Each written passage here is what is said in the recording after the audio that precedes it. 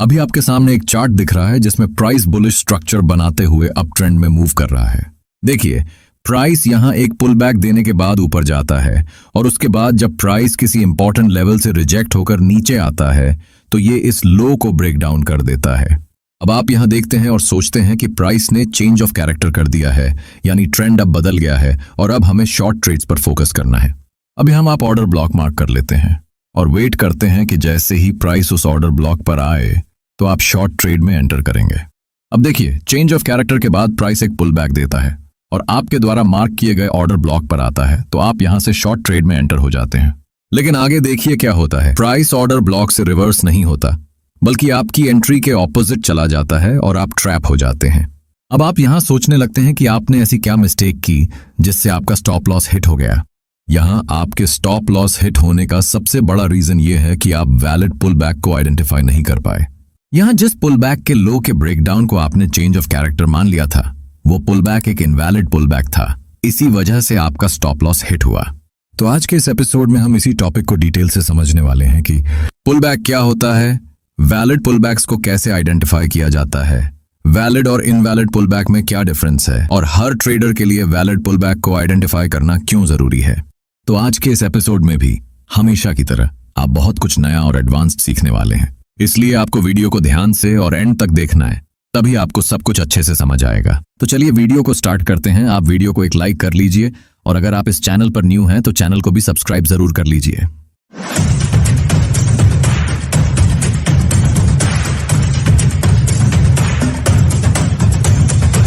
सबसे पहले समझते हैं कि पुल बैक्स क्या होते हैं।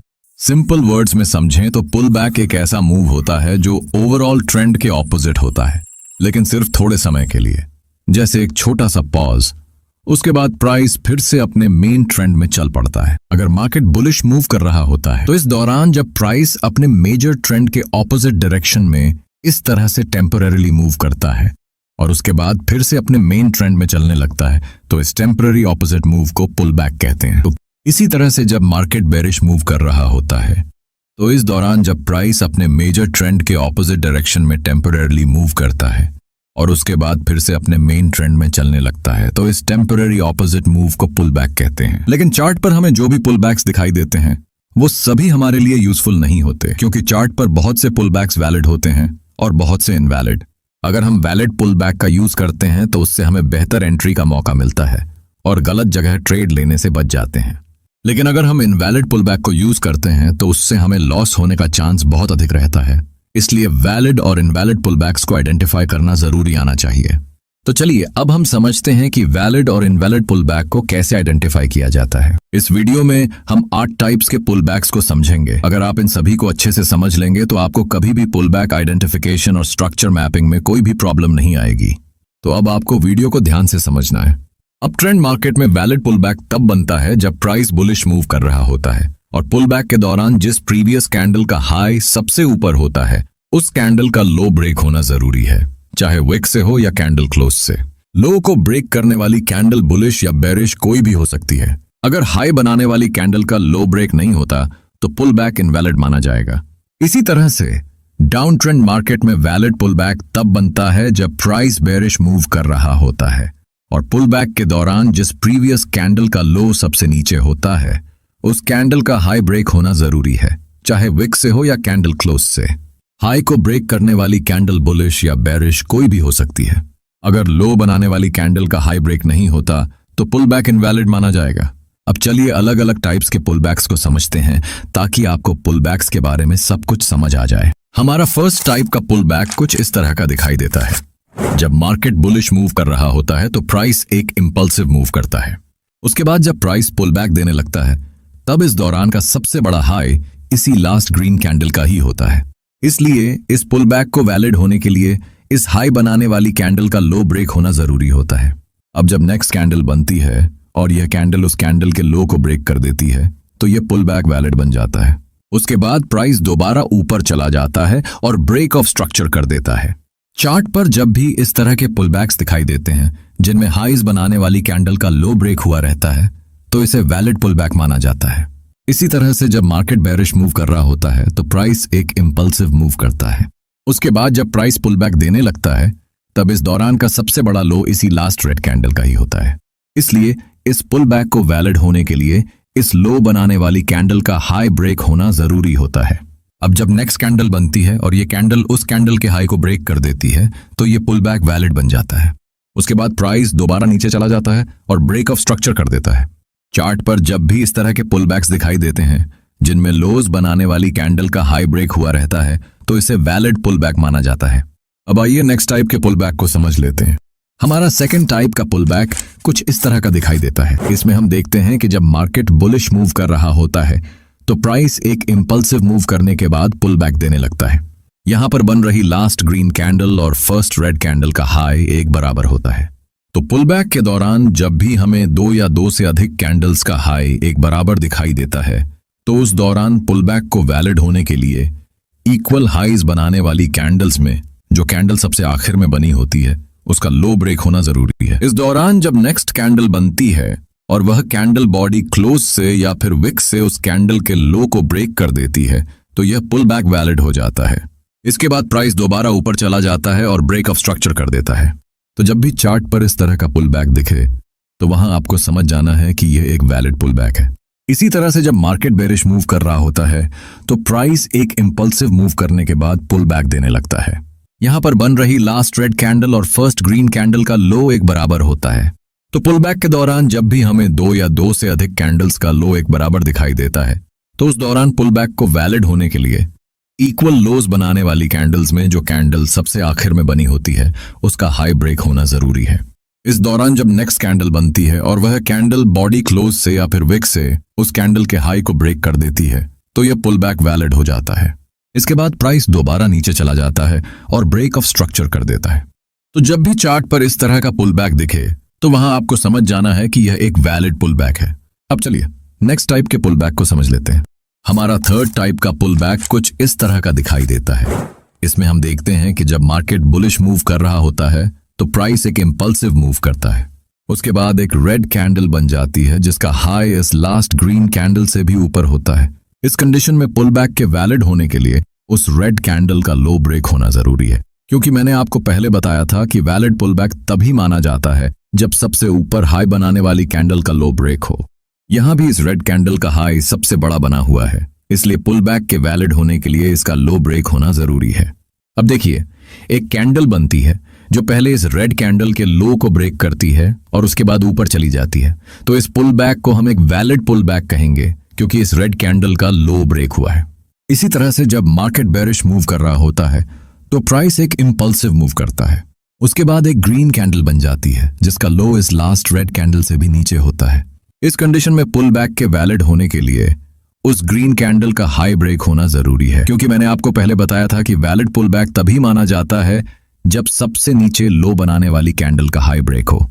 यहां भी इस ग्रीन कैंडल का लो सबसे छोटा बना हुआ है, इसलिए पुल बैक के वैलिड होने के लिए इसका हाई ब्रेक होना जरूरी है। अब देखिए, एक कैंडल बनती है जो पहले इस ग्रीन कैंडल के हाई को ब्रेक करती है और उसके बाद नीचे चली जाती है। तो इस पुल बैक को हम एक वैलिड पुल बैक कहेंगे क्योंकि इस ग्रीन कैंडल का हाई ब्रेक हुआ है। अब चलिए नेक्स्ट टाइप के पुल बैक को समझ लेते हैं। हमारा फोर्थ टाइप का पुल बैक कुछ इस तरह का होता है। इसमें हम देखते हैं कि जब मार्केट बुलिश ट्रेंड में होता है और इस दौरान प्राइस एक इंपल्सिव मूव करता है, उसके बाद जब पुल बैक देने लगता है तो इस दौरान लास्ट ग्रीन कैंडल का हाई सबसे ऊपर होता है।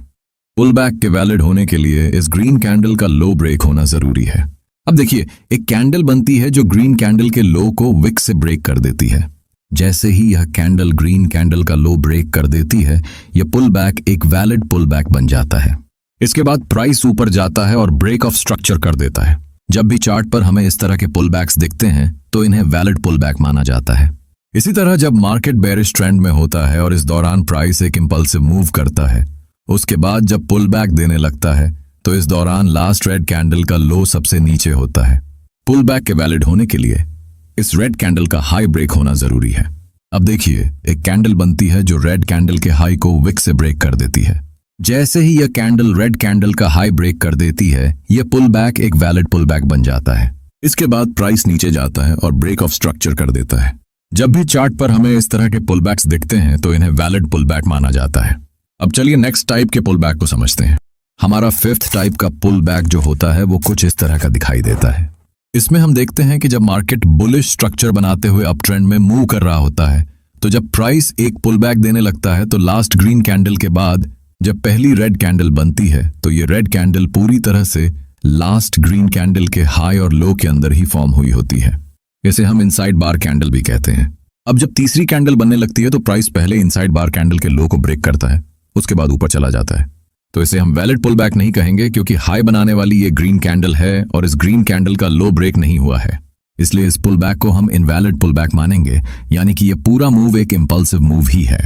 इसी तरह से जब मार्केट बेरिश स्ट्रक्चर बनाते हुए डाउन ट्रेंड में मूव कर रहा होता है, तो जब प्राइस एक पुल बैक देने लगता है तो लास्ट रेड कैंडल के बाद जब फर्स्ट ग्रीन कैंडल बनती है तो यह ग्रीन कैंडल पूरी तरह से लास्ट रेड कैंडल के हाई और लो के अंदर ही फॉर्म हुई होती है।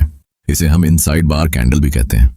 अब जब थर्ड कैंडल बनने लगती है तो प्राइस पहले इनसाइड बार कैंडल के हाई को ब्रेक करता है और उसके बाद नीचे चला जाता है, तो इसे हम वैलिड पुल बैक नहीं कहेंगे क्योंकि लो बनाने वाली ये रेड कैंडल है और इस रेड कैंडल का हाई ब्रेक नहीं हुआ है, इसीलिए इस पुल बैक को हम इनवैलिड पुल बैक मानेंगे, यानी कि ये पूरा मूव एक इंपल्सिव मूव ही है। अब चलिए नेक्स्ट टाइप के पुल बैक को समझते हैं। हमारा सिक्स्थ टाइप का पुल बैक कुछ इस तरह होता है। जब मार्केट बुलिश स्ट्रक्चर बनाते हुए अप ट्रेंड में मूव कर रहा होता है और प्राइस एक इंपल्सिव मूव के बाद पुल बैक देने लगता है तो लास्ट ग्रीन कैंडल के बाद एक रेड कैंडल बनती है। इसके बाद फिर से एक रेड कैंडल बनती है जो पिन बार कैंडल होती है। पिन बार कैंडल बनने के बाद प्राइस फिर से ऊपर चला जाता है। इस केस में हम इसे इनवैलिड पुल बैक मानेंगे क्योंकि हाई बनाने वाली कैंडल ये ग्रीन कैंडल है और इसका लो ब्रेक नहीं हुआ है, इसलिए यह पुल बैक वैलिड नहीं है और इसे इनवैलिड पुल बैक ही माना जाएगा। इसी तरह जब मार्केट बेरिश स्ट्रक्चर बनाते हुए डाउन ट्रेंड में मूव कर रहा होता है और प्राइस एक इंपल्सिव मूव के बाद पुल बैक देने लगता है तो लास्ट रेड कैंडल के बाद एक ग्रीन कैंडल बनती है। इसके बाद फिर से एक ग्रीन कैंडल बनती है जो पिन बार कैंडल होती है। पिन बार कैंडल बनने के बाद प्राइस फिर से नीचे चला जाता है। इस केस में भी हम इसे इनवैलिड पुल बैक कहेंगे क्योंकि लो बनाने वाली कैंडल ये रेड कैंडल है और इसका हाई ब्रेक नहीं हुआ है, इसलिए यह पुल बैक वैलिड नहीं है और इसे इनवैलिड पुल बैक ही माना जाएगा। अब चलिए नेक्स्ट टाइप के पुल बैक को समझते हैं। इसमें हम देखते हैं कि जब मार्केट बुलिश स्ट्रक्चर बनाते हुए अप ट्रेंड में मूव कर रहा होता है तो जब प्राइस एक इंपल्सिव मूव के बाद पुल बैक देने लगता है तो वो पुल बैक कुछ इस तरह का होता है जिसमें हमें इस तरह से मल्टीपल रेड कैंडल्स बनती हुई दिखती हैं। जब ये रेड कैंडल्स फॉर्म हो जाती हैं तो लास्ट रेड कैंडल के लो को ब्रेक करके बुलिश मूव करने लगता है, तो इस पुल बैक को भी हम इनवैलिड पुल बैक कहते हैं क्योंकि ये ग्रीन कैंडल हाई बनाई हुई है और इस ग्रीन कैंडल का लो ब्रेक नहीं हुआ है, इसलिए इस पूरे मूव को हम एक ही मूव यानी कि एक इंपल्सिव मूव ही मानेंगे। इसी तरह से जब मार्केट बेरिश स्ट्रक्चर बनाते हुए डाउन ट्रेंड में मूव कर रहा होता है तो जब प्राइस एक इंपल्सिव मूव के बाद पुल बैक देने लगता है तो वो पुल बैक कुछ इस तरह का होता है जिसमें हमें इस तरह से मल्टीपल ग्रीन कैंडल्स बनती हुई दिखती हैं। जब ये ग्रीन कैंडल्स फॉर्म हो जाती हैं तो लास्ट ग्रीन कैंडल के हाई को ब्रेक करके प्राइस बेरिश मूव करने लगता है, तो इस पुल बैक को भी हम इनवैलिड पुल बैक कहते हैं क्योंकि ये रेड कैंडल लो बनाई हुई है और इस रेड कैंडल का हाई ब्रेक नहीं हुआ है, इसलिए इस पूरे मूव को हम एक ही मूव यानी कि एक इंपल्सिव मूव ही मानेंगे। तो आपको हमेशा याद रखना है कि बुलिश मार्केट में एक वैलिड पुल बैक के लिए जरूरी होता है कि जो कैंडल हाई बनाई हुई होती है उस कैंडल का लो ब्रेक होना चाहिए, चाहे विक से या फिर बॉडी क्लोज से। और इसी तरह से बेरिश मार्केट में पुल बैक के वैलिड होने के लिए जरूरी होता है कि जो कैंडल लो बनाई हुई है उसका हाई ब्रेक होना चाहिए, चाहे विक से या फिर बॉडी क्लोज से, तभी हम उसे एक वैलिड पुल बैक मानेंगे। जो चार्ट मैंने वीडियो के स्टार्टिंग में आपको दिखाया था उसमें जो चेंज ऑफ कैरेक्टर हुआ है वो चेंज ऑफ कैरेक्टर एक वैलिड चेंज ऑफ कैरेक्टर नहीं है क्योंकि प्राइस ने एक इनवैलिड पुल बैक को ब्रेक डाउन करके चेंज ऑफ कैरेक्टर किया है, इसलिए आपका स्टॉप लॉस यहाँ पे हिट हुआ था। मुझे उम्मीद है कि अब आपको वैलिड और इनवैलिड पुल बैक को आइडेंटिफाई करना बहुत इजी तरीके से समझ आ गया होगा। अगर आपने अभी तक वीडियो को लाइक नहीं किया है तो वीडियो को एक लाइक करके चैनल को भी सब्सक्राइब जरूर कर लीजिए और आपको वीडियो कैसा लगा और नेक्स्ट एपिसोड किस टॉपिक पे चाहिए ये हमें कमेंट करके जरूर बताइए। इस एपिसोड में हमने जो सीखा, अगर आपको इसका कंप्लीट सिंपल नोट चाहिए तो आप हमारा PKR ट्रेडिंग ऐप को डाउनलोड करके उसमें फ्री मटेरियल वाले ऑप्शन से डाउनलोड कर सकते हैं। और अगर आप एक बिगिनर हैं या थोड़ा बहुत मार्केट का एक्सपीरियंस ले चुके हैं लेकिन फिर भी आपको चार्ट सही तरीके से देखने, उसकी साइकोलॉजी समझने और एक स्ट्रॉन्ग एंट्री पॉइंट डिसाइड करने में प्रॉब्लम होती है और आपको अभी तक ये क्लियर नहीं है कि कब कहां और कैसे एंट्री लेनी है, कब एग्जिट करना है और चार्ट को कैसे एनालाइज करना है। अगर आपके पास इसका एडवांस नॉलेज नहीं है और आप हर रोज सिर्फ गेसिंग यानी कि तुक्के वाले ट्रेड करके लॉसेस कर रहे हैं, तो आप हमारा PKR ट्रेडिंग ऐप डाउनलोड करके chart reading techniques of smart money का फुल पैकेज ज्वाइन कर सकते हैं, जहां आपके इस तरह के सभी डाउट्स क्लियर हो जाएंगे कि कैसे चार्ट को देखना है, कैसे चार्ट की साइकोलॉजी को समझना है, कैसे चार्ट को एनालाइज करना है, कब, कहां और कैसे एक सही एंट्री डिसाइड करनी है और कब एग्जिट करना है। और आप एक स्मार्ट ट्रेडर्स की तरह चार्ट को देखना और ट्रेड करना सीख जाएंगे। और इसके साथ में आपको बहुत से हाई क्वालिटी वाले मॉडर्न सेटअप्स भी दिए जाएंगे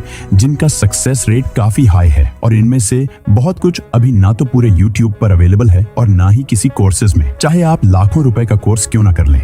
आपको बता दें कि मार्केट में 90% से ज्यादा लोगों के लॉस होने का सबसे बड़ा रीजन होता है कि उनके पास एक रोड मैप नहीं होता है और उन्हें ये नहीं पता होता है कि कैसे चार्ट को देखना है, कैसे चार्ट को एनालाइज करना है, कब एक सही एंट्री करनी है और कब एग्जिट करना है। इसीलिए ये लोग हमेशा रैंडम ट्रेड करते हैं।